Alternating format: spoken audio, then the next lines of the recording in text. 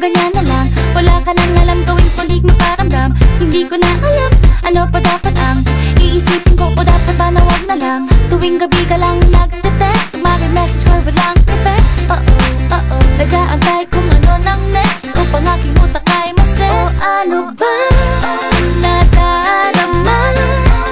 Huwag nang paligoy-ligoy, paligoy-ligoy pa. Pwede ba? Huwag ka nang magrama. Huwag nang paligoy-ligoy, paligoy-ligoy pa. Kwento-kwento ka tungkol sa bagay-bagay.